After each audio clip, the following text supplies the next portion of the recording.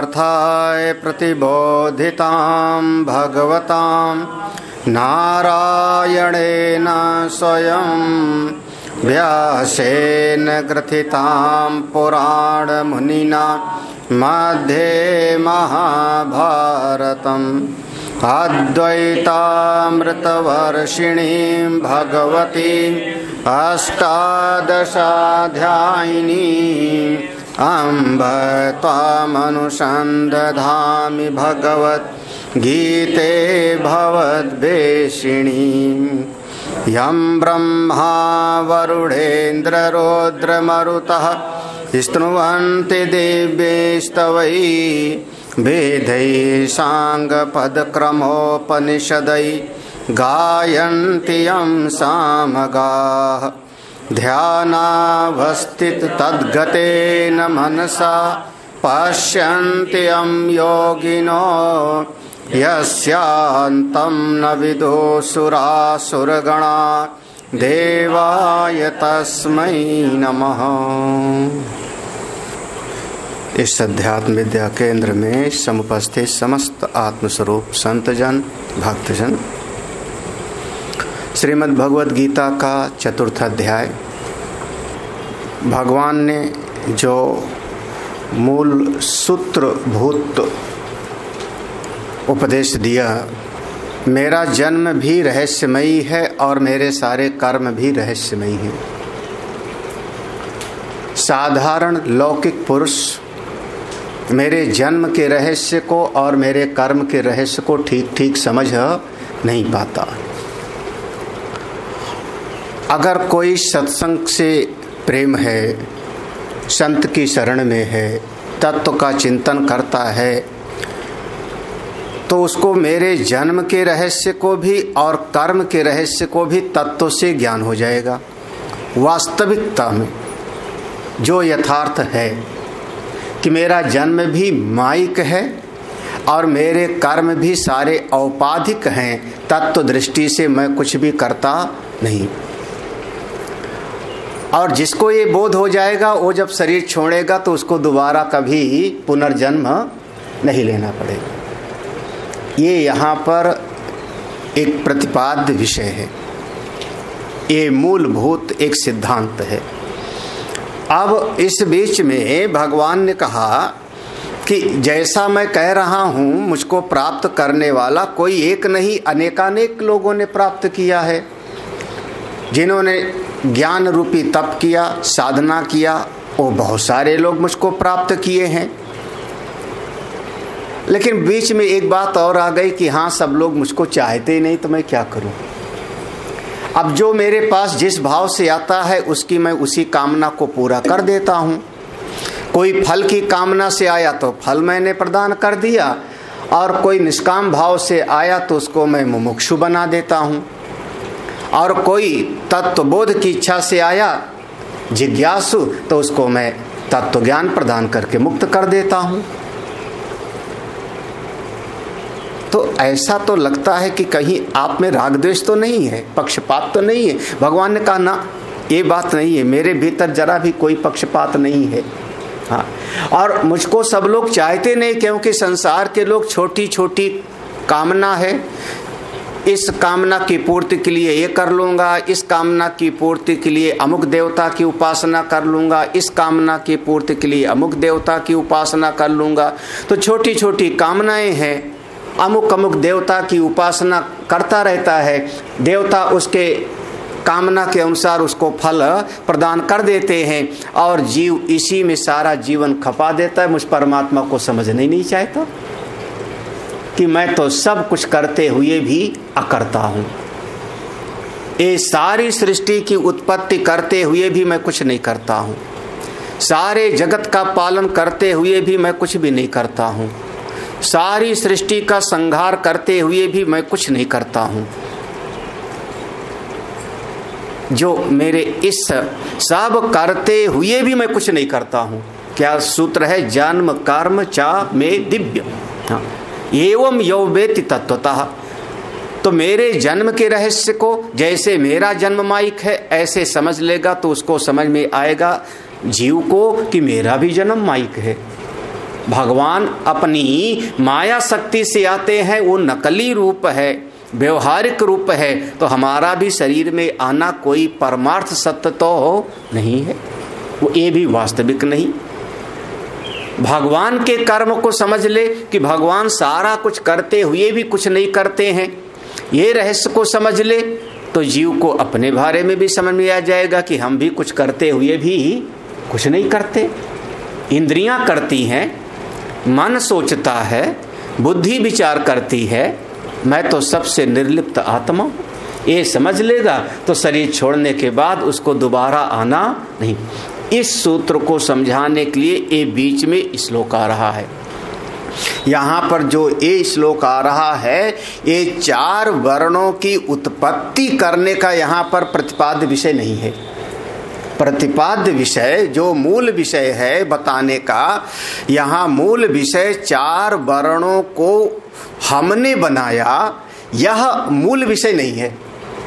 मूल विषय क्या है कि सब करते हुए भी मैं कुछ भी नहीं करता हूँ। मेरे इस रहस्य को जो जानेगा वो शरीर छोड़ेगा तो दोबारा इस जगत में नहीं आवेगा, क्योंकि मुझको ही प्राप्त कर लेगा। इसीलिए उपक्रम उपसंहार की दृष्टि से देखा जाता है। वहाँ से शुरू किया है और आगे भगवान कहेंगे न माम कर्माणि लिम्पन्ति, मुझको किसी भी प्रकार का कोई कर्म लिपायमान नहीं करता। जो ऐसा जान लेगा वो भी कभी कर्म से बंधन में नहीं पड़ेगा। ये उपसंहार होगा। एवं ज्ञात्वा कृतम उपसंहार में आएगा। तो ये बीच में एक जो श्लोक आ गया बहुत ही ज्यादा विवादित, यहाँ 4 वर्ण की सिद्धि रूपी जो है यहाँ विषय नहीं है। यहाँ सिद्धांत है कि मैं सब करते हुए भी कुछ भी करता नहीं। हम लोग श्लोक पढ़ते हैं। श्री भगवानुवाच चातुर्वर्ण्यं मया सृष्टं गुणकर्म विभागशः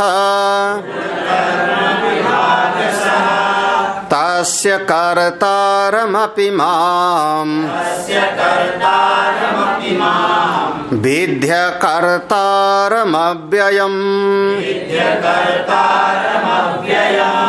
न मां कर्माणि लिम्पन्ति न मे कर्म फले स्पृहा इति मां योऽभिजानाति कर्मभिर्न स बध्यते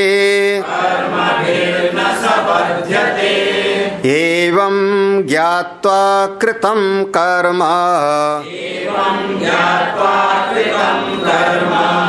पूर्वैरपि मुमुक्षुभिः कुरु कर्मैव तस्मात् त्वं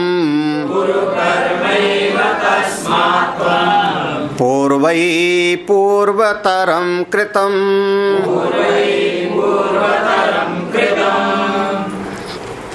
इस श्लोक का सीधा सा पहले अर्थ देखो। चातुर्य वर्ण्यम, चारों प्रकार के वर्णों की मया सृष्टम, मेरे द्वारा सृष्टि हुई है। आधार क्या बनाया? गुण और कर्म। गुण और कर्म के अनुसार हमने चारों वर्णों की सृष्टि मेरे द्वारा हुई है, मेरे द्वारा हुई है। लेकिन मूलभूत क्या है? तस्य कर्तारम अपि माम, ये चारों वर्णों की उत्पत्ति मेरे द्वारा होने पर भी तस्य कर्तारम अपि माम, माने वो करने के बाद भी माम विद्धि, मुझको ऐसा जानो अर्जुन, अकर्तारम अव्ययम, मैं बिल्कुल अकर्ता हूँ और अव्यय हूँ। देखो सिद्धांत वहाँ पर नीचे पर है, यहाँ ऊपर है। ये विचार का विषय है। 4 वर्ण हमारे यहाँ पर। पहली बात तो समझना, पहली बात कुछ चीज़ें बहुत संक्षेप में 2-4 चीज़ें। पहली चीज़ है, इसको कहते हैं वर्ण। जैसे हमारे यहाँ का मूलभूत विषय है वर्ण आश्रम व्यवस्था। तो वर्ण, वर्ण शब्द कहते हैं वर्ण्यते अनेन इति वर्णः। वर्ण्यते अनेन, जिसके द्वारा वर्णन किया जावे, जिसके द्वारा विभाग करके अलग अलग समझाया जावे, उसी का नाम हुआ वर्ण।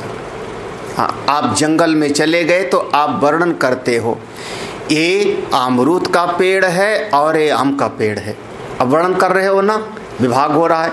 ये बेल का पेड़ है और ये जामुन का पेड़ है, तो आप किसी तरीके से विभाग करके समझा रहे हो ना, ये इसका पेड़ है और ये इसका पेड़ है।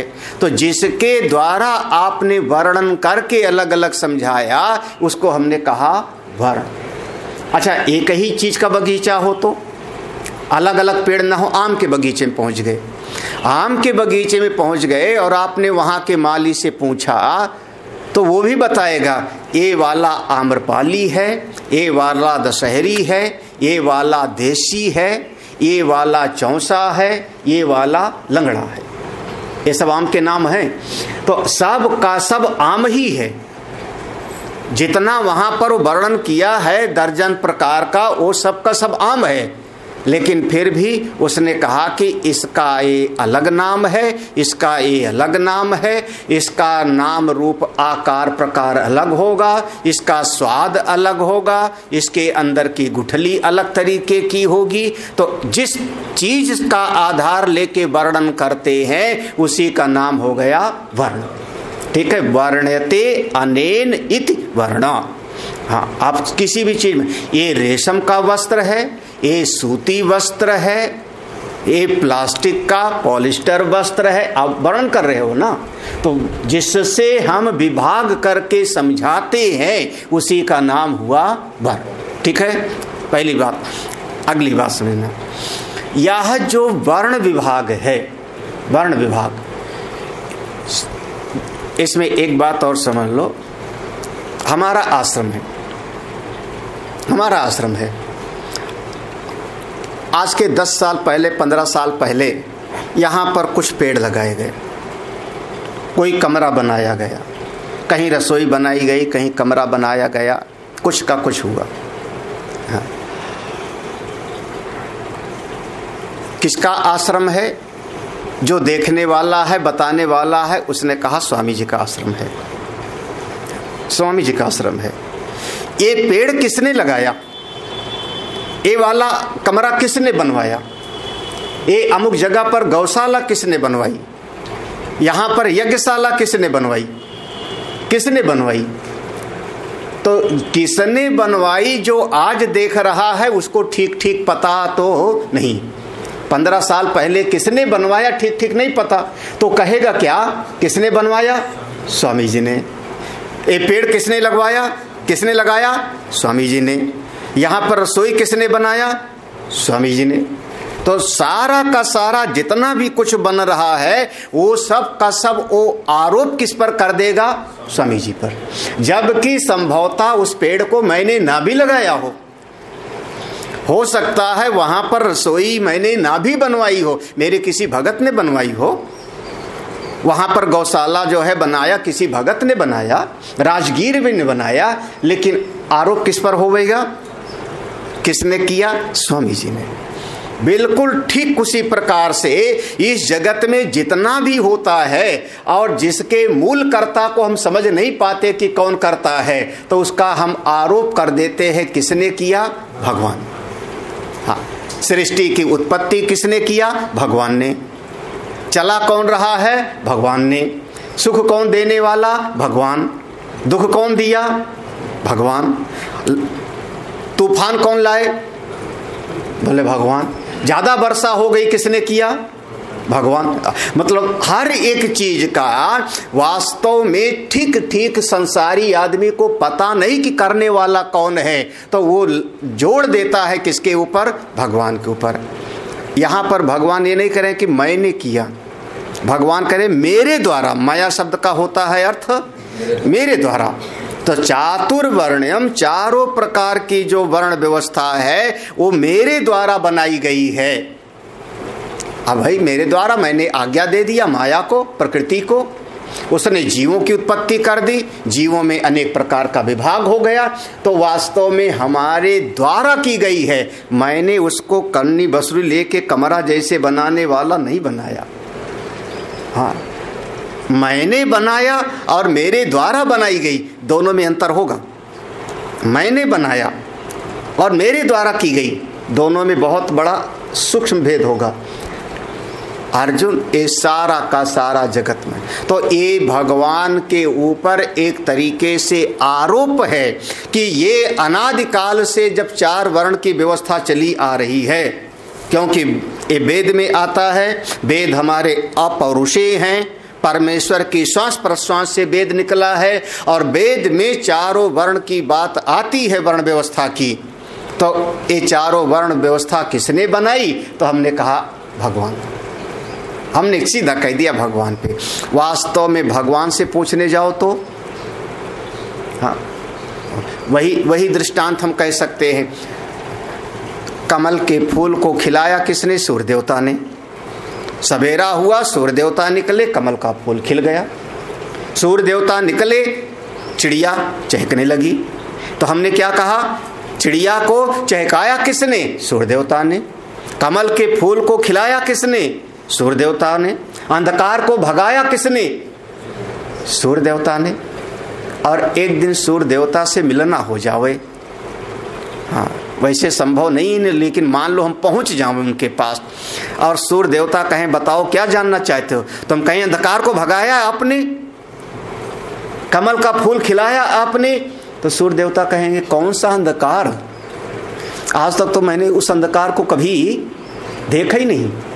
हम आरोप करते हैं सूर्य देवता पर कि उन्होंने अंधकार को भगाया, कमल के फूल को खिलाया, अनेक अनेक क्रियाएं हुई, हमको जगा दिया। अन्यथा सूर्य देवता की दृष्टि से वो कुछ भी करते नहीं। तस्य कर्तारम अपि माम विद्धि अकर्तारम अव्य। जहाँ वर्ण व्यवस्था की ये 2 बातें समझना, ये ईश्वर पर कर्तृत्व का आरोप है, वास्तव में ईश्वर इसके कर्ता नहीं। ठीक है, 2 बातें मैंने कही, ध्यान से समझना। पहली बात कि जिसके द्वारा वर्णन किया जाता है विभाग करके, उसका नाम होता है वर्ण, जिसके द्वारा विभाग करके। हाँ, दूसरी बात, ईश्वर पर इसका आरोप है, जैसे सूर्य देवता पर क्रिया का आरोप है, अन्यथा परमात्मा के द्वारा परमात्मा कुछ करते उड़ते नहीं। तस्य कर्तारम अपि माम विद्य कर्तारम अप्य। जैसे सूर्य देवता की सन्निधि से क्रियाएं होती हैं, लेकिन सूर्य देवता कुछ करते नहीं। ठीक है, आगे बढ़ते हैं। तीसरी बात, थोड़ा वर्ण व्यवस्था के बारे में एक बात समझें। इसके 2 विभाग करो तब समझ में आएगा। 2 विभाग, किसी भी चीज का 2 विभाग करना पड़ता है। एक उसका बाह्य विभाग और दूसरा उसका अंतरंग विभाग, या इसको कह लो व्यष्टि में और समष्टि में। अब लगातार हम इस प्रसंग में विचार कर रहे हैं, व्यष्टि और समष्टि में। अभी जैसे धर्म के विषय में हमने कहा व्यष्टि में भी और समष्टि में। ऐसे 2 विभाग करो, एक बाहर की चीज और एक अपने भीतर की चीज। जरा सा समझना। अब आप बाहर इस समय गर्मी है, बाहर इस समय गर्मी है, और बाहर जो लोग हैं सबको गर्मी लग रही है। बाहर गर्मी है और जो लोग हैं सबको गर्मी लग रही है। हाँ, लेकिन हमारा अपना परिश्रम है कि मैंने कमरा बनाया और कमरे में एसी लगा लिया। तो अब कमरे का जो तापमान है, कमरे का जो टेम्परेचर है वो ठंडा है, कमरे का ठंडा है ना। लेकिन पूरे शहर का तापमान ठंडा नहीं है ना।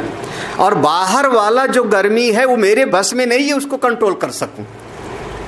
बाहर वाले का नियंत्रण करना मेरे बस में नहीं है।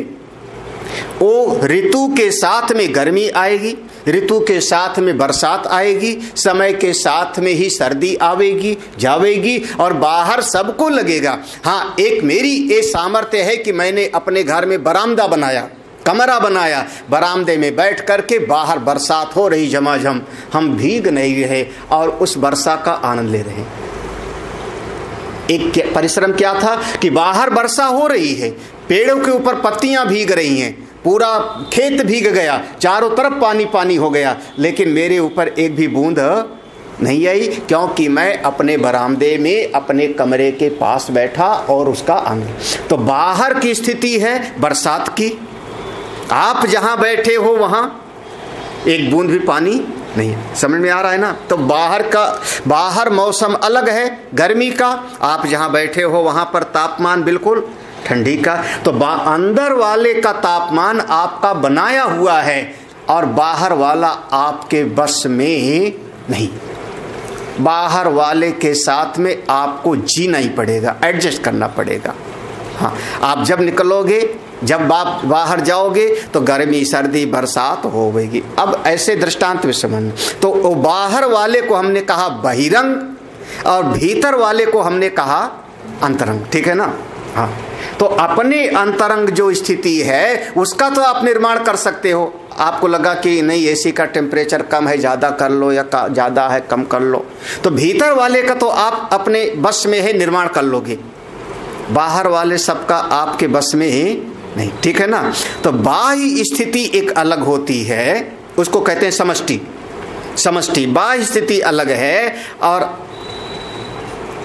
जो व्यष्टि की स्थिति है अंतरंग अंतःकरण की अलग है। एक चीज और समझ लो, जैसे 4 युग हैं, हम इस पर आते हैं। हाँ, 4 युग हैं, सबको नाम याद है, सतयुग, त्रेता, द्वापर युग और कलयुग। अब बाहर की स्थिति क्या? बाहर का जैसे अंतरंग और बाहर की स्थिति में है कि चारों युग के समय का निरूपण किया गया है।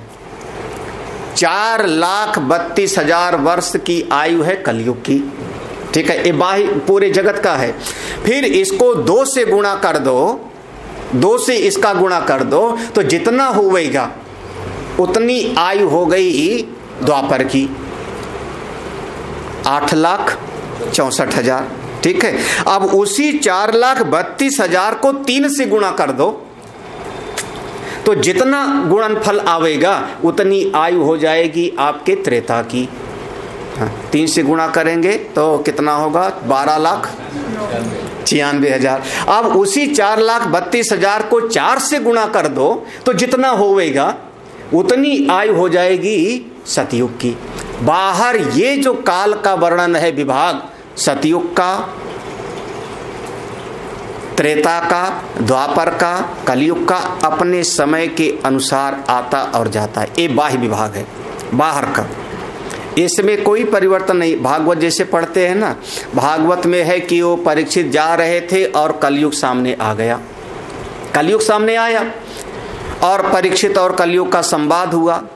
जब कलयुग उनके शरण में आ गया और परीक्षित ने कहा तुम देश से चले जाओ, तो कलयुग कहता है मैं क्यों चला जाऊं, अपने समय पर मैं आया हूं ना, मेरी बारी है।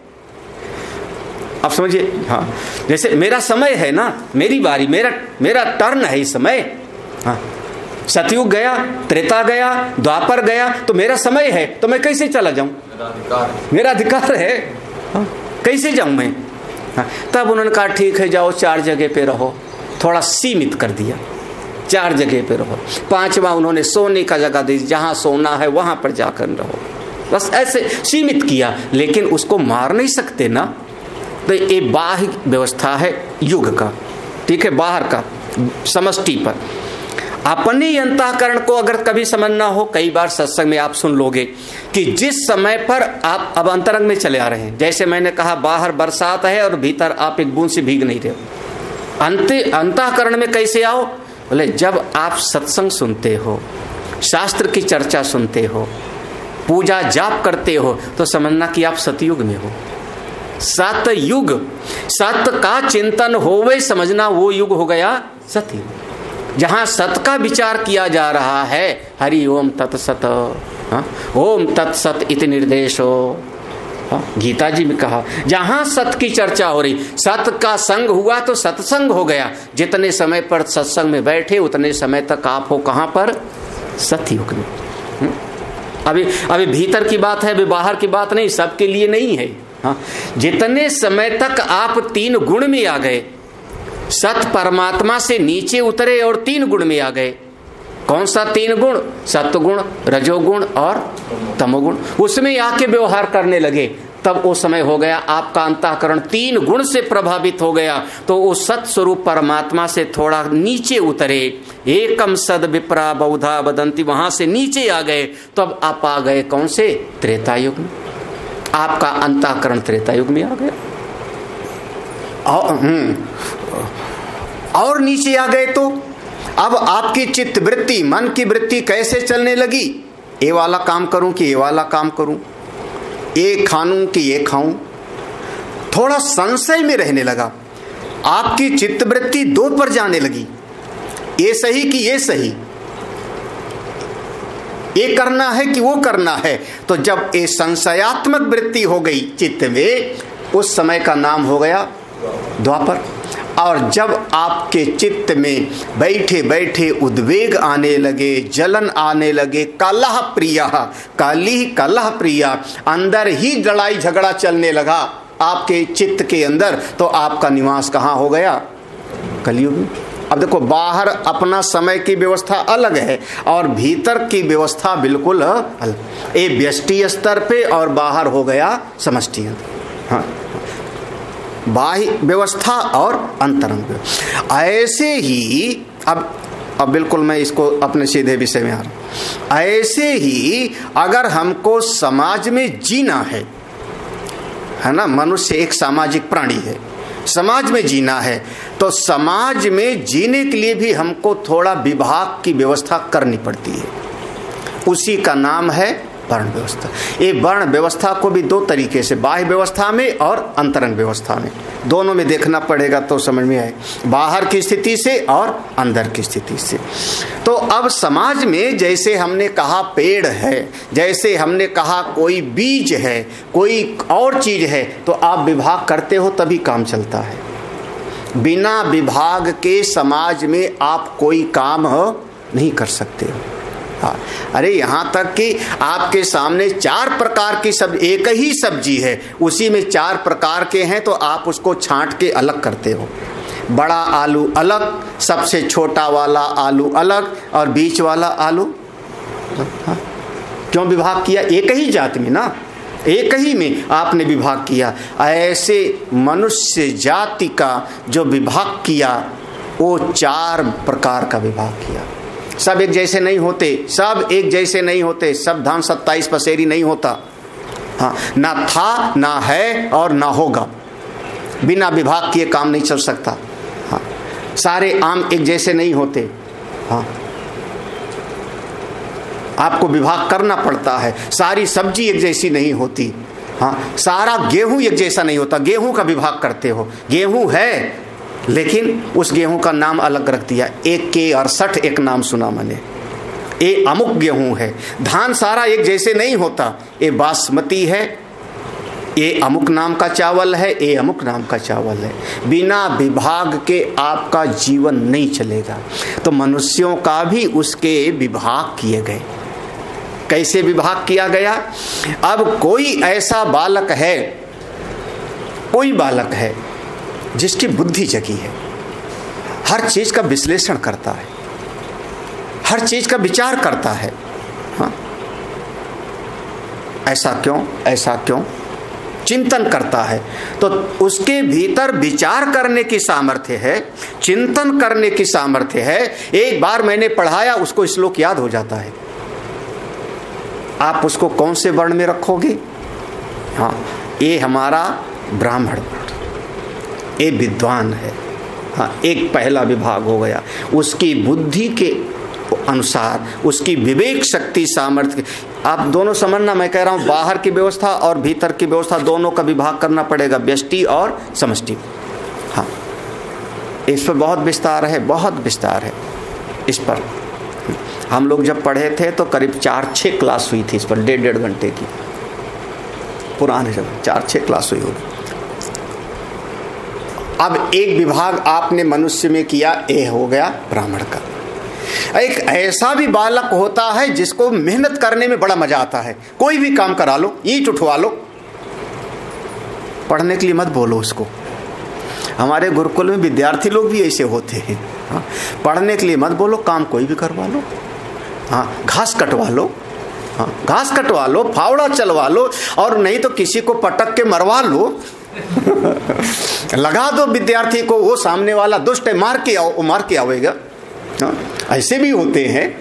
हाँ, उनको किस श्रेणी में रखें हम? अब आप समझ रहे होंगे। आए हमारे पास विद्यार्थी सब वैरायटी हैं, सारे विभाग। मेरे पास गुरुकुल में 35 विद्यार्थी हैं इस समय पर, 35 होंगे, 35-38 विद्यार्थी हैं, सारा विभाग है। हाँ, वहाँ याद कर लेने वाले भी बच्चे हैं, पूरा उनको शुक्ल यजुर्वेद याद हो जाता है, ये भी बच्चे हैं। वो बच्चे हैं जो थोड़ा तोड़ा फोड़ी भी बहुत करते हैं, लड़ाई झगड़ा भी करते हैं। एक श्रेणी ऐसी भी है बच्चों की, ऐसी भी है, उनको मौका मिले तो आइसक्रीम खा भी लेंगे और एक बचा के अपने चुपके से रख भी आएंगे अपने कमरे में, शाम को खाएंगे। हाँ, जरूर होंगे, ऐसा होते हैं। थोड़ा सा कुछ मिला खाने को तो अभी भी खा लिया, और खा करके कुछ ऐसा छुपा करके ले जाएंगे अपने उसमें कि कोई देखे ना, गुरुजी देखे ना, उसको रख लेंगे। फिर जब कोई ना देखे तो बिस्कुट निकाल के खाएगा, फिर कुछ और करेगा। अब वो जो बचा के रख रहा है वो कौन है? अब किस विभाग में रखें उसको? हाँ, जो बचा के रख रहा है अकेले अकेले खाएगा वो। दिखा के नहीं खाएगा फिर, क्योंकि कोई किसी को दिखाएंगे तो बांटना पड़ जाएगा। हाँ, अकेले अकेले खा। वो अब आया किस में? वैश्य में, ब्राह्मण, क्षत्रिय। और एक श्रेणी ऐसी भी होती है, अब उसको इतना भी अकल नहीं है कि कल हमको कहाँ से खाना मिलेगा। हमारे कई महात्मा लोग कहते हैं ये मेहनती बहुत है महाराज, ये परिश्रमी बहुत है। हाँ, आप जो काम करोगे कहोगे वो कर देगा, बस ना तो पढ़ने के लिए कहो ना लड़ने के लिए कहो, खास करके सवेरे उठने के लिए मत बोलो। हाँ, क्योंकि ब्रह्म मुहूर्त में उठना विद्यार्थियों के लिए सबसे बड़ा कष्टकारी होता है। हाँ, एक बार उठ गया उसके बाद आप उसको खिलाओ पिलाओ, खाने में मस्त, काम करा लो, दिन भर काम करा लो, जूता रहेगा। हम क्या कहें उसको, कौन सी श्रेणी में आया वो? गुरुदेव कहते थे thinking class, administrative class, trading class और लेबर क्लास। कहाँ पर नहीं है चारों क्लास? कब नहीं थे और कब नहीं होंगे। ये 4 विभाग मनुष्यों का किया गया और इन्हीं का नाम पड़ गया वर्ण व्यवस्था। ये व्यवहार चलाने के लिए वर्ण व्यवस्था भगवान ने जो कहा है, हम इतना बहुत अच्छा। एक चीज और है, चलो इतना जो यहाँ पर लिखा ना, ये अब आपके अंदर के गुणों का मैंने निरूपण किया, अभी आपके अंदर के गुण का निरूपण किया। तो भगवान ने कहा गुण कर्म विभाग से, जिसके जैसे गुण हैं। कहाँ पर गुण? कहाँ? भीतर, बाहर नहीं है। हाँ, क्रिया अपने इस शरीर से हो रही है, तो ये अंतरंग की बात है। जिसके जैसे गुण हैं, जिसके जैसे कर्म हैं, उन्हीं के अनुसार हमने 4 प्रकार के वर्ण व्यवस्था का विभाग किया, ब्राह्मण, क्षत्रिय, वैश्य और शूद्र। ये विभाग किया। मूल बात ये है, जिस चीज को आप करते रहोगे, जिस चीज को करते रहोगे, करते करते उसका अभ्यास पड़ जाता है आपको, उसमें आपका मन लग जाएगा। आप सत्संग सुनने लगो, सत्संग सुनते सुनते मन इतना लग जाएगा कि फिर सत्संग छोड़ने का दिल नहीं करेगा। हाँ, एक आदमी कोई सुई लेकर के, धागा लेके काम करने लगे, उसका सुई धागा में इतना प्रवीण हो जाएगा कि उसको दूसरे का देख के पता लग जाएगा कि इसने कहाँ गलती से चलाई। करते करते करते करते उस काम की प्रवीणता हो जाएगी। ठीक है? हाँ, बहुत ध्यान से समझना, तभी समझ में आएगा। धीरे धीरे उस चित्त में बैठ जाएगा। हाँ, ड्राइवर है, उसके चित्त में बैठ जाता है कब गियर बदलना है। सोच के नहीं गियर बदलता, कभी विचार करके गाड़ी चलाने वाला अब हमको गियर बदलना है, ये सोच के गियर बदले तो समझना सीख रहा है भी, वो लर्निंग में है। एक्सपर्ट होगा तो सोचता नहीं बल्कि सहज हो जाता है, अपने आप समय पर गियर बदल जाएगा। अपने आप आप चश्मा संभालते हो, ये सोच के नहीं, अनेक बार अपने आप चश्मा संभाल लोगे। हाँ, कोई महिला है वो आंचल सोच के नहीं संभालती। हम पूछे दिन भर में कितनी बार आपने चुनरी आंचल संभाला, कितनी बार बताओ? बोले सहज रूप में हो जाता है। तो जो काम आप करते रहोगे, इस कार्य को करते करते उसका अभ्यास हो जाएगा और आपके चित्त में उसका संस्कार दृढ़ हो जाएगा। आप लेटोगे भी तो उसी काम की याद आवेगी। एक कोई पढ़ने वाला है, लेटेगा तो मंत्र याद आवेगा, श्लोक याद आवेगा। आप लेटोगे तो आपको लगेगा हम जैसे सत्संग में लेटे हैं। दूसरा आदमी लेटेगा तो कहेगा उसको मार के जरूर आऊंगा कल। हाँ, ऐसा भी, क्योंकि उसका स्वभाव वैसे, अब वो चित्त वृत्ति वैसे बन गई।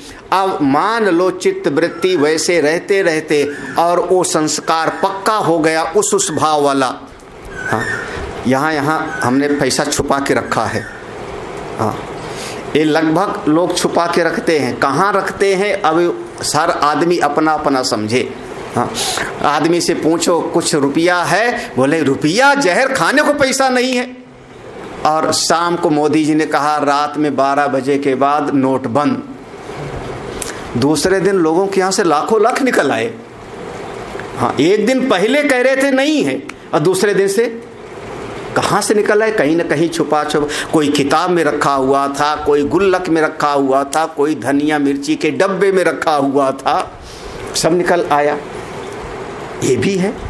हाँ, लेटेगा तो आदमी याद रखेगा वहाँ पर हमने छुपा के रखा है, वो किताब के बीच में छुपा के रखा है। हाँ, अमुक अमुक वो संस्कार धीरे धीरे दृढ़ होता गया और संयोग से शरीर छूट गया। अभी ज्ञान हुआ नहीं था, तत्वबोध हुआ नहीं था और शरीर मर गया। उसकी आयु पूरी हो गई, प्रारब्ध शरीर का पूरा हो गया और शरीर छूट गया। अब वो कहाँ जन्म लेगा?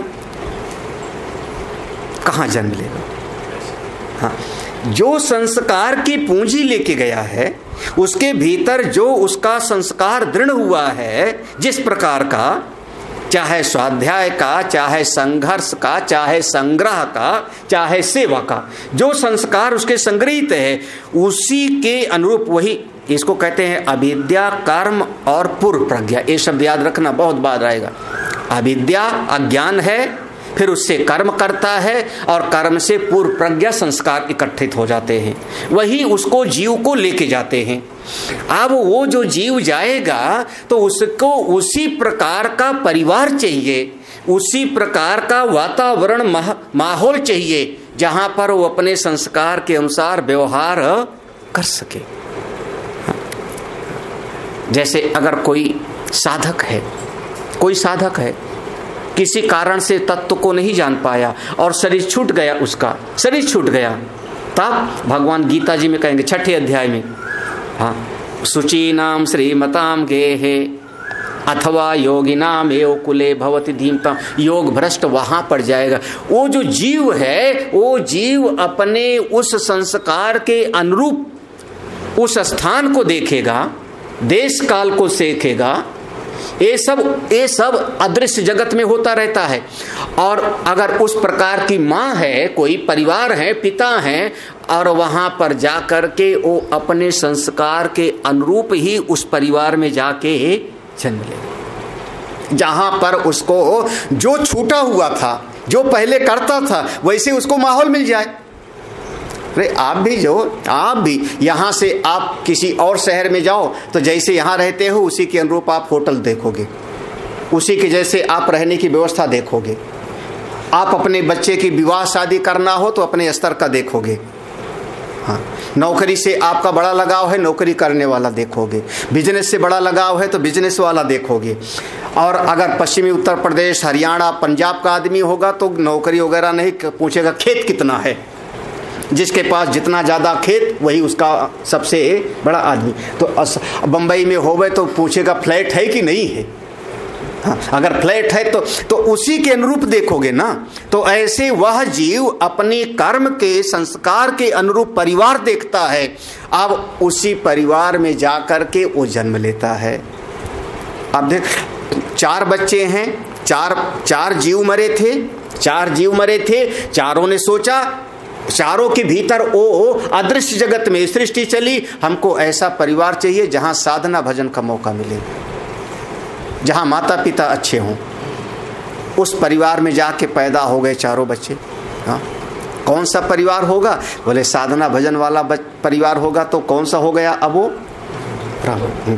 इसको अब ध्यान देना, हमने पहले कहा कि अंतरंग तो कर्म से देखना पड़ेगा, भीतर तो आपको कर्म से देखना पड़ेगा, गुण और कर्म से। लेकिन बाह्य जगत में अब आप किस प्रकार के परिवार में जन्म लिए। बहुत बार हम अपनी वाणी से कुछ बोलते हैं, लेकिन चित्त में भाव हमारा कोई और। वाणी से आप बोलते हो ब्राह्मण के जैसे और चित्त में होता है वैश्य के जैसा व्यवहार। और जब वहां से आवेगा तो चित्त प्रधान होगा ना। तो आकर के वो जिस परिवार में जन्म लेता है, अब यहाँ पर हम कह रहे हैं जन्मना ही वर्ण व्यवस्था मानी जाती है। जन्म से, बाह्य जगत में जन्म से। हाँ, आपको अगर विवाह करना है अपने बेटे का बेटी का, कौन सा परिवार देखोगे? अपनी जाति का, अपनी जाति का। हाँ, अगर कोई मिश्रा पांडे परिवार है, अपना ब्राह्मण परिवार देखेगा। कोई क्षत्रिय है, हाँ, अपना परिवार देखेगा। हाँ, हाँ, भले वो कहे कि नहीं हमको नहीं चाहिए, लेकिन हमारे समाज की एक व्यवस्था तो चलती रहनी चाहिए। तो इस प्रकार से जीव चूंकि अपने वासनाओं के अनुसार, अपने पूर्व के कर्म के अनुसार आके जन्म लेता है और वहां पर उसको वैसे ही वातावरण मिलता है जिससे उसके संस्कार आगे बढ़ सकें। तो बाह्य जगत में हमारा जो व्यवहार है वहां पर जन्म से हम मानते हैं। अंतर जगत में जब मानना होगा तो हम गुण और कर्म से माने। दोनों बातें समझना। लेकिन अब गुण और कर्म हमेशा नहीं रहेगा ना। आपका जो कर्म है बदल जाता है, दिन भर में 10 बार बदल जाता है। सवेरे नहाने लगे, कपड़े धोने लगे, दोपहर में आपने पैसा कमाना शुरू कर दिया, भोजन बना के आप खाने लगे, फिर उसके बाद सत्संग में बैठ गए। सत्संग में बैठ गए, अगर कर्म से मानोगे अंदर तो सत्संग में बैठ गए तो कौन हो गए? ब्राह्मण। हाँ, किसी से जाके लड़ने लगे, मेरा जूता क्यों चुरा लिया, तो कौन हो गए बाप? छत्री। हाँ, तो दिन भर में कितना आप मानोगे अपना? आपका क्या माना जाएगा? तो शास्त्र ने कहा बाह्य जगत में, व्यवहारिक जगत में तो आपको जन्म से ही वर्ण व्यवस्था माननी चाहिए। क्यों? क्योंकि जीव उसी अनुरूप से आया हुआ है। हाँ, जीव अपने कर्म और संस्कार की पूंजी को लेके आया हुआ है और उस परिवार में आया हुआ है। कुछ ठीक लग रहा है कि नहीं? बाह्य जगत और अंतर जगत, दोनों की बात समझना। तो बाह्य जगत में हमारा एक समाज है, ये वर्ण व्यवस्था कोई खराब नहीं था। वर्ण व्यवस्था इस शास्त्र के अनुसार बिल्कुल काम का था। हाँ, और इसके अलावा और कोई हो ही नहीं सकता, और कोई हो नहीं सकता। हाँ, इस परिवार में एक ब्राह्मण का परिवार, एक क्षत्रिय का, एक वैश्य का और एक सेवा करने वाले शूद्र। शूद्र को कभी छोटा नहीं समझा हमारे शास्त्रों में, हमारे ऋषियों ने उसको छोटा नहीं समझा। ये तो बाद में, अब होता क्या है ना, चाहे जितना बढ़िया नियम बनाया जाए, उस नियम का कोई न कोई अपने हित के लिए, अपने फायदे के लिए उसका दुरुपयोग जरूर करेगा। हाँ, सड़क पर मास्क लगा के चलना चाहिए, मास्क लगाना के नियम है, सबके फायदे के लिए है, हित का है। लेकिन अगर एक आदमी कोई नहीं लगाया हुआ है, उसकी अपनी मौज है, तो पुलिस वाले को फायदा हो गया। हाँ, अब उस नियम से उसने उसका फायदा उठाया।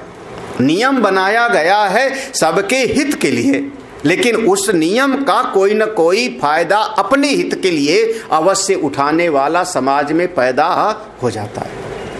हाँ, अब जैसे बहुत बार ऐसा होता है, बहुत बार। हाँ, अब हुआ क्या, हमारा विद्यालय है, विद्यालय में एक बच्चा बहुत बढ़िया पढ़ने वाला है, हमने उस बच्चे को कोई पुरस्कार दिया, ये बढ़िया टॉपर है, एक पुरस्कार दिया उसको, एक जो है कोई ना कोई चिन्ह दे दिया, कुछ पैसा दे दिया, सबके बीच में उसका सम्मान हो गया। आप निश्चित समझिए कि उस बच्चे के भीतर जब आपने पुरस्कार दिया तो ये आपने सोचा कि इसको देख के 10 और बच्चे प्रेरणा लें, हमारे विद्यालय का नाम आगे बढ़े, 20 बच्चे और बढ़ें, लेकिन अब आपकी सोच अपनी जगह पर, लेकिन उस बच्चे से 10 बच्चे वहीं पर द्वेष करने वाले हो जाएंगे। जिसको आपने पुरस्कार दिया, आपकी भावना अपनी जगह पर, लेकिन उसी बच्चे से 10 बच्चे वही क्लास में द्वेष करने वाले हो जाएंगे। इसने ऐसा क्यों नंबर ले आया? नियम तो बनाया था बहुत बढ़िया, पुरस्कार दे के आगे बढ़ाने का, लेकिन उसी बच्चे का कोई ना कोई अहित करने वाला हो जाएगा। क्योंकि जब उस बच्चे का अहित होगा, उसकी पढ़ाई में बाधा हो जाएगी, तो मेरा हित हो जाएगा। हाँ, अपना भला साधने के लिए, अपना काम बनाने के लिए फिर दूसरे का वो अहित करता है। बीच में ये जो शुरुआत में चारों वर्ण था, वहां पर कोई छोटा बड़ा नहीं, सब अपना अपना काम करते रहो। लेकिन बीच में समस्या हुई कि सब ने अपना अपना हित साधना शुरू किया। हमारे शास्त्र के सामने कार्ल मार्क्स कहीं नहीं ठहरते थे, मार्क्सवाद वगैरह। क्या हित इसको कहते हैं? हाँ, वर्ग हित। हाँ, हर उनकी भाषा में वो सर्सियन के थे। एक लाल क्रांति बहुत मशहूर हुई, रूस का जार था वहाँ पर बहुत। और वर्ग हित माने जिसमें हमारा फायदा होगा वो हम करेंगे और दूसरे को उसको फिर करने ही नहीं दें। जैसे हम कहें सीधा सीधा, रावण है, तपस्या करके सिद्धि प्राप्त किया, तपस्या करके वरदान पाया, लेकिन अब तपस्या से हमको वरदान मिल गया तो उस तपस्या को अब कोई दूसरा करे ना। अगर दूसरा कोई करेगा तो उसको खा जाना राक्षस लोग, यही तो है ना, क्यों ना करे? तो इसको कहते हैं अपना हित प्रधान आया, स्वार्थ की वृत्ति आ गई।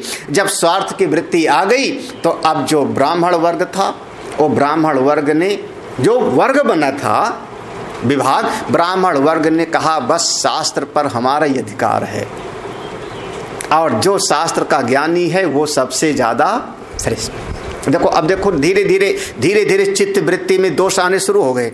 हाँ, अब देखो शिक्षा में फिर अब शास्त्र को पढ़ने का अधिकार सबको नहीं है। महाभारत का, भागवत का एक श्लोक है, भागवत के पहले स्कंद का 4वां अध्याय 25वां श्लोक, बहुत प्रसिद्ध है, बड़ा विवादित है। जैसे यहाँ का एक प्रसंग है, वहाँ पर है, स्त्री शूद्र द्विज बंधु नाम त्रयीना श्रुति गोचरा, स्त्री शूद्र द्विज बंधु नाम त्रयीना श्रुति गोचरा, ऐसे आता है। तो अब धीरे धीरे सबको वेद पढ़ने का अधिकार नहीं है, क्योंकि हमारा ये वाला पढ़ लेंगे तो हमसे बराबर हो जाए। देखो शिक्षा के अधिकार में वंचित किया जा रहा है धीरे धीरे। हाँ, तुम नहीं, क्षत्रिय ने रण विद्या युद्ध कौशल दूसरा कोई सीख नहीं सकता।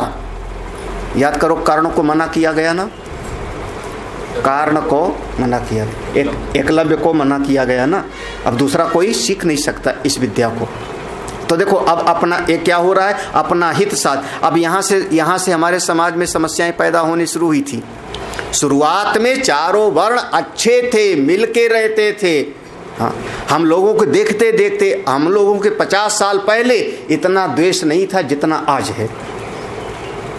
हाँ, 50 साल पहले इतना द्वेष नहीं था। सब अपना अपना काम करते थे, नाई अपना काम करते थे, कुम्हार अपना काम करते थे, अमुक लोग अपना काम करते थे, सब अपना बढ़िया मिलजुल के रहते थे।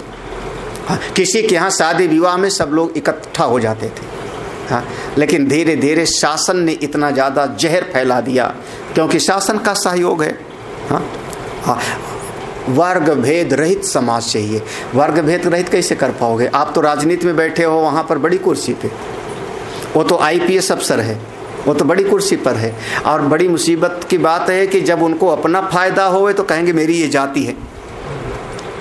अपना फायदा होवे तो हाँ, अपनी जाति बताने में कोई संकोच नहीं होगा, जाति का प्रमाण पत्र देंगे, क्योंकि उनको अपना फायदा चाहिए। भले उनके पास में धन संपत्ति बहुत है, अरबों रुपए हैं, उसके बाद भी अपनी जाति के अनुसार फायदा लेने के लिए एप्लीकेशन लगा देखो, जबकि आपको जरूरत नहीं है।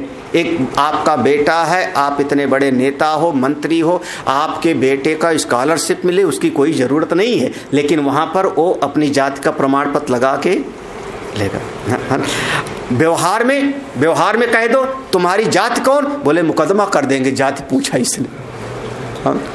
ये देखो, ये फायदे की बात आई ना, जहां स्वार्थ की वृत्ति आई वहीं से गड़बड़ हो गया। तो ब्राह्मण के भीतर अपना हित वृत्ति आई, क्षत्रिय में अपनी हित वृत्ति आई, वैश्य में अपनी हित वृत्ति आई। सब अपने अपने कर्म से, जो उनका कर्म था, वंचित होने लगे, दूसरे को नीचा दिखाने की बात आने लगी। और समस्या वहां पर हुई जब किसी और वर्ण के लोग शिक्षा न प्राप्त कर पाए। यहां से समझना क्यों, आप थोड़ा ध्यान से समझना, बहुत मूल। शिक्षा पर अधिकार किसी एक का कर लिया, सारा का सारा शिक्षा से ही योग्यता आती है। ये बात बिल्कुल निसंदेह सत्य है। शिक्षा से ही व्यक्ति में योग्यता आती है और उस योग्यता से उसके भीतर पात्रता होगी। हाँ, पात्रता धनम आपनोति। हाँ, जब देखो शिक्षा होगी उसके भीतर, शिक्षा से वो समझदारी होगी, विद्वान होगा, पढ़ेगा लिखेगा, पात्र बन जाएगा। जब पात्र बन जाएगा तो धन कमा लेगा। जिसके पास धन होगा, अब पूरा का पूरा कह रहा हूं, जिसके पास धन होगा समाज में उसी की स्थिति सुदृढ़ होगी, समाज में भी और शासन में भी, दोनों जगह पर। नहीं समझ में आ रहा तो मैं क्या करूं? हाँ हाँ, शिक्षा से योग्यता आएगी, योग्यता से आप पात्र बन जाओगे। जब पात्र बन जाओगे तो आप धनार्जन कर सकते हो, जो काम खेती करोगे तो भी कमाल होगी। हाँ, और जब धन होगा तो समाज भी आपको एक अलग नजर से देखेगा, सामाजिक प्रतिष्ठा, शासन की भी दृष्टि होगी, सब कुछ चारों तरफ से सम्मान आपको मिलेगा। वंचित कर दिया गया धीरे धीरे शिक्षा से। हाँ, स्त्रियों को शिक्षा से वंचित कर दो या और वर्ण को शिक्षा से वंचित कर दो। जब शिक्षा से वंचित कर दोगे तो उनके भीतर पात्रता नहीं होगी, पात्रता नहीं आएगी तो धन नहीं होगा, धन नहीं होगा तो झोपड़ी में रहेंगे। हाँ, और झोपड़ी में रहेंगे जो धन नहीं तो सामाजिक स्थिति उनकी हो जाएगी धीरे धीरे। ये हजारों साल में ऐसे बदला है, सैकड़ों साल में ऐसे धीरे धीरे हो गया। और धीरे धीरे एक समाज ऐसा हो गया जो बिल्कुल, जिसको आज की भाषा में लोग कहते हैं दलित समाज। आज की भाषा में हाँ, schedule caste, SC, schedule tribe, हाँ, आदिवासी, दलित समाज होता चला गया, क्योंकि शिक्षा है नहीं, शिक्षा के लिए मना किया। हाँ, और उसके साथ ही साथ समाज नीचे की तरफ चलता चला गया। अब उपाय तो एक अलग चीज है। इस तरीके से हमारे यहाँ फिर उन्हीं में से, हाँ देखो अब और अब ये जो शिक्षित समाज होता है, आप बड़ा गौर करना, तो जो शिक्षित समाज हो रहा है, जिसने थोड़ा शिक्षा प्राप्त कर ली, उसकी बुद्धि जगी, उसकी बुद्धि में किसी का एक उदारता का भाव आया, प्रेम का भाव आया। देखो ये हमारा अमुक जाति वाले के साथ कितना नाइंसाफी हो रही है। फिर उसने ग्रंथ लिखना शुरू किया, फिर अखबार निकालना शुरू किया, अखबार में उसने आंदोलन करना शुरू कर दिया। ज़्यादातर आप अच्छा मान लो कोई, जैसे हमारे एक नाम ले लूँ, मुंशी प्रेमचंद, इनको ब्राह्मण विरोधी माना जाता है। दलित समाज के पक्ष में इनका पूरा का पूरा साहित्य इनका दलित समाज। लेकिन इनके ग्रंथ को पढ़ने वाला दलित कहां से आएगा जो पढ़ने ही नहीं जानता? पढ़ेगा कौन? वही हमारा जो शिक्षित समाज। हाँ, अंग्रेज का विरोध करने वाले आए कौन? सबसे आगे जिनको अंग्रेजी का वो ज्ञान हुआ, जो बाहर जाके पढ़े, बाहर जाकर के इंग्लैंड आदि में पढ़े, शिक्षित हो गए, वही आकर के फिर अंग्रेजों का विरोध का जो है लीडरशिप किया उन्होंने।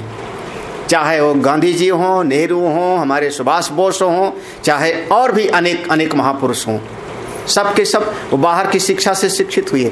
अगर शिक्षा नहीं होगी तो इसी समाज में, हमारे यहाँ के समाज में कोई ऐसा शिक्षित हुआ जो फिर उसका विरोध करता है। जब विरोध करता है तो दूसरा वाला समाज खड़ा हुआ। अब दूसरा वाला समाज खड़ा होगा, जिसको हम दलित कहते हैं या शूद्र कहते हैं, वैश्य कहते हैं, वो जब खड़ा होगा तो अब वो ब्राह्मण से अपना बदला चुकाएगा। अच्छा, इन्होंने हमको बहुत सताया है और धीरे धीरे समाज में पूरी तरह से वैमनस्य फैल गया। जहाँ तक विभाग की बात थी, वहाँ तक वर्ण की व्यवस्था की बात थी, वहाँ तो बहुत सुंदर 100% खरा सिद्धांत है। लेकिन जब उसमें अपना हित समाया, दूसरे को नीचा दिखाने की बात आई, शिक्षा व्यवस्था से एक दूसरे को काट दिया गया, धीरे धीरे अपमानजनक परिस्थितियां पैदा हुई, तो ज़्यादातर समाज में वो एक कमी को लेकर के आदमी आगे बात करता है और उससे ये वर्ण व्यवस्था को लोग हमारे उल्टा सीधा बोलने लगे। हाँ, नहीं तो बिना वर्ण व्यवस्था के अभी भी अगर मैं सत्संग सुना रहा हूँ, यहाँ भी विभाग होगा। विभाग कैसे? पुरुष वर्ग इधर बैठेंगे, स्त्री वर्ग इधर बैठेंगे,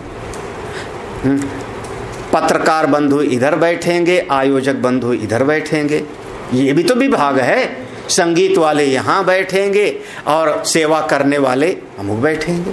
सेवा करने वाला कोई जूते की सेवा कर रहा होगा, इसका भी पुण्य है। जूते की जो रखवाली कर रहा है उसके पुण्य की कोई कमी थोड़े होती है। हाँ? कोई भोजन की व्यवस्था कर रहा होगा, सेवा कर रहा होगा, कोई पत्तल चला, वो भी तो सेवा है।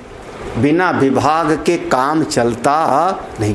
तो समाज में विभाग के अनुसार काम चलता है। बाह्य जगत में 4 वर्ण हुए, ब्राह्मण, क्षत्रिय, वैश्य और शूद्र, जिससे हमारी सामाजिक व्यवस्था ठीक ठाक चलती रहे और अंतर जगत में हमारे गुण और कर्म के अनुसार विभाग किया गया। ठीक है, आगे बढ़ूं।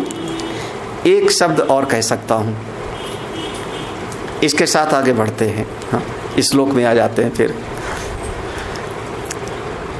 जितनी प्रजाति होती है, सबकी अपनी अपनी प्रजाति की सुरक्षा या कह लो शुद्धि, वंश शुद्धि आप सब चाहते हो कि नहीं? चलो हम आदमी को छोड़ के देते हैं, अभी छोड़ देते हैं आदमी को। हाँ, बीज को ले लो। एक बीज है तो उस बीज की अपनी एक विशेषता होती है, अपने उसके गुण हैं। उस बीज को आप दूसरे से मिला दोगे तो शायद वो बीज का गुण खराब हो जाएगा। या और समझ लो, हमारे यहाँ गाय हैं, लोग घर में कुत्ता पाल ले, हाँ, कुत्ता पाले हैं, पशु पालते हैं। अगर कोई आदमी, हमारे पूज्य पास स्वामी निश्चलानंद जी का शब्द है, अपने शंकराचार्य, उन्होंने कहा अगर कोई आदमी 50,000 का एक कुत्तिया खरीदा, कौन सा अल्सेशियन या डाबरमैन, कोई कुत्तिया खरीदा, तो उसको सड़क पर चलने वाले कुत्ते से उसकी मीटिंग कराएगा? हाँ, उसका सहवास सड़क पर, हाँ, उसका अगर बीरी आएगा तो क्या कहेगा आदमी? नहीं नहीं, इसकी प्रजाति खराब हो जाएगी। हाँ, हमारा ये डाबरमैन है, हमारे अल्सीशियन है, हमारी अमुक प्रकार की गाय है, इसको इसी प्रकार के जो है इसका मिलन होना चाहिए, जिससे हमारी वंश जो है इसकी प्रजाति बिल्कुल सही रहे। अब बहुत सूक्ष्म चिंतन है। हाँ, हाँ, जब एक एक चीज में है, हाँ, एक एक चीज में, इवन तो बड़े बड़े राजा परिवार को यहाँ होता था, कहते थे ये राजवंश है, राजवंश है। अभी भी इंग्लैंड के जो महारानी है, वहाँ का महाराजा है, वहाँ दूसरे वाला का शादी नहीं कर सकते। पारसी समाज की लड़की किसी से शादी नहीं कर सकती, वो वंश की शुद्धि। हमारा ऐसा ही वंश, मैं कह रहा हूँ पशु में है, लोग बचा के रख रहे हैं। आज उसको सुरक्षित रखने का प्रयास किया जा रहा है। इस प्रजाति को सुरक्षित रखना, इस प्रजाति को सुरक्षित रखना, इस प्रजाति को सुरक्षित, इस प्रजाति को दूसरे प्रजाति से जो है मिक्स नहीं कर। हाँ, क्यों कर रहे हैं? तो ऐसे हमारे मनुष्य में सब एक भाव कैसे हो गया? आजकल का जो चलता है कि जिसकी जहाँ मर्जी हो वह वहाँ विवाह कर ले, वह ये कहाँ की बात हो गई? हमारे यहाँ भी ये शुद्धि का है, ये शुद्धि का है। आपके वंश की शुद्धि कैसे होगी? श्रेष्ठ की तरफ जाओ ना। अब अगर एक कन्या है क्षत्रिय की और जाकर के विवाह कर लेती है वो किसी बहुत नीची जाति से, कहाँ का वंश आएगा फिर? आगे की पीढ़ी दर पीढ़ी कहाँ से? वो तो बदल जाएगी। आप कल्पना करो, गीता जी में अर्जुन कहता है कि वर्ण संकर हो जाएगी सृष्टि, वर्ण संकर हो जाए। और भगवान ने स्वयं स्वीकार किया, वर्ण संकर जब हो जाएगा तो उपहन्याम इमा प्रजा। हाँ, हम लोग इससे सहमत नहीं कि जिसकी जहाँ मर्जी हो वहाँ विवाह कर ले, वही लड़की या लड़का दोनों लड़की लड़का नहीं। हमारी अपनी एक परंपरा है, क्योंकि वो गुण हैं, उसमें वो गुण होते हैं। जैसे बीज में सामर्थ्य होती है, इस बीज वाला ऐसा व्यवहार करेगा, इस बीज वाला ऐसा स्वभाव होगा, इस बीज का हमने आम डाला तो इसका फल ऐसा होगा, इसमें इस प्रकार का स्वाद होगा, तो है। ऐसे ही मनुष्य के भीतर भी है, इस प्रकार के मनुष्य का वीर्य होगा तो उसमें ये सामर्थ्य होगी, उसमें ऐसी उसके गुण होंगे, ऐसी प्रकृति होगी, तो ये समाज में इसकी सुरक्षा होती रहे। इसलिए हमारे यहाँ पहले जाति समाज, जो अब इसको वर्ण की बजाय हम जातिवाद कह दें, जाति व्यवस्था आई, वो बहुत अच्छा था। न्यायालय की जरूरत नहीं पड़ती थी पहले के ज़माने में, सारा का सारा जो है अपना हिसाब किताब, हर एक जात की अपनी पंचायत होती थी, अपने लोग मिल करके सारा का सारा तय कर लेते थे, सब का सब। खैर विवादित विषय हैं बहुत ज़्यादा, लेकिन हम इसके पक्षधर हैं। सिद्धांत रूप से बिल्कुल ऐसा ही होना चाहिए, क्योंकि हमारी दृष्टि में हर जीव का पूर्व का जन्म है, पूर्व के जन्म के संचित पूंजी है, संचित पूंजी लेकर के इस परिवार में आया है। हमको वंश को भी सुरक्षित रखना है, समाज को भी सुरक्षित रखना है, और ऐसा समाज बने जिससे आपस में द्वेष की भावना न पैदा, हम उसको गिरा दें नीचे, उसको हम नष्ट कर दें, हम ऊपर उठ जावें, ये वृत्ति न पैदा हो। हाँ, सब मिल करके रहें, और जिसके भीतर जो सामर्थ्य है वैसा। आजकल भी कई बार आजकल कहते हैं बच्चे के भीतर कौन सा गुण है उसका विकास करना है। छोटे छोटे स्कूल में भी, छोटे छोटे प्राइमरी स्कूल में भी कहते हैं उसके भीतर की योग्यता को पहचानना है, वैसा। अब ये बच्चा संगीत की तरफ जाना चाहता है, 10 बार हमने समझाया किसी को मत खेल क्रिकेट उक्रिकेट, हाँ, मानता ही नहीं। हमारी भगत का बच्चा, हाँ, हम समझाते हैं कि मत खेल, ये कुछ नहीं होगा। एक हिंदुस्तान से 11-12 बच्चे खेलेंगे एक बार, लेकिन वो जब देखो तब क्रिकेट खेलता है। उसके भीतर कुछ वो क्वालिटी है, एक के भीतर संगीत की है, एक के भीतर शिल्पकार की क्वालिटी है, तो उसको वैसे ही वातावरण भी उसको उसी प्रकार से प्राप्त होना चाहिए, उसी प्रकार से। तो सबके भीतर अलग अलग सामर्थ्य है, सब एक जैसे नहीं हो सकते। हमारी बात में सारे मनुष्य तो हैं, मनुष्य हैं, सब ब्रह्म विद्या के अधिकारी हो, लेकिन सारे मनुष्य के गुण और कर्म स्वभाव एक जैसा नहीं है। अगर एक जैसा है, सारे मनुष्य एक जैसे हैं, तो आप 10 मनुष्यों को कारागृह में क्यों रखे हो? वो भी तो मानव है। आप 10 मनुष्यों को गोली मार देते हो, ये भी तो मनुष्य हैं। हाँ? ये क्यों? आप अपने दफ्तर में, आप राजनेता हो, बड़े मंत्री हो, आप अपने यहाँ पर 50 लोगों को सफाई में लगवाए हो, माली रखे हो, क्यों रखे हो? अपनी कुर्सी में बिठाओ, सब मनुष्य तो एक जैसे हैं। एक जैसे मनुष्य का शरीर है, लेकिन एक जैसे वातावरण नहीं मिला, एक जैसे बुद्धि का विकास नहीं हुआ, एक जैसे मूल संस्कार की पूंजी लेके नहीं आए हैं। इसलिए ये वर्ण व्यवस्था की बात भगवान कहते हैं सृष्टि के प्रारंभ में मुझसे चली है, इसको बनाने वाला मैं हूँ, और फिर भी मैं कुछ करता नहीं। 4 वर्ण बाह्य जगत में, व्यवहारिक जगत में जन्म से, आंतरिक जगत में गुण और कर्म से। सावधानी से समझना, जैसे हमने कहा बाह्य जगत में युग समय के अनुसार, आंतरिक जगत में युग गुण और कर्म के अनुसार, उसी प्रकार से बाह्य जगत और समष्टि भाव और व्यष्टि, ये दोनों को समझना चाहिए। आज यहीं पर भगवान ने कहा 4 प्रकार के वर्ण, ब्राह्मण, क्षत्रिय, वैश्य, शूद्र, सबकी मेरे द्वारा रचना हुई, लेकिन फिर भी मैं कुछ करता वर्ता नहीं। ब्राह्मण अपना कार्य करे, क्षत्रिय अपना करे, वैश्य अपना करे, हाँ? सेवा करने वाला अपना करे, सब अच्छे हैं, सब अच्छे। हमारे यहाँ छोटा बड़ा नहीं, ये छोटा बड़ा बीच में आ जाता है, बीच में आ जाता है समझ। छोटा बड़ा तो इतना ही है कि एक आदमी के बढ़िया बढ़िया कपड़ा में दे दो, कोट पैंट बढ़िया कपड़ा दे दो, तो दूसरे आदमी को देख करके चिढ़ाएगा, तो मेरे पास तो कुछ नहीं, देख मेरे पास। अब क्या हो, द्वेष पैदा हो गया। ये मानव की सहज वृत्ति है। एक आदमी का जूता बढ़िया होए, दूसरे आदमी का जूता खराब होए, तो उसको जो है उधर उधर उधर उधर रहो, हाथ हमसे मत मिलाना क्योंकि तुम गए गुजरे हो। क्या हुआ? भीतर एक बीच में द्वेष वृत्ति जो पैदा हुई, उससे व्यवस्थाएं गड़बड़ाई, अन्यथा ये व्यवस्था बिल्कुल सही थी और सही है और यही रहेगा। चलिए आज यहीं पर। ओम पूर्णमदा पूर्णमिदं पूर्णात् पूर्णमुदच्यते पूर्णस्य पूर्णमादाय पूर्णमेवावशिष्यते। ओम शांति शांति शांति। हरि ओम। श्री गुरुभ्यो नमः। हरि ओम।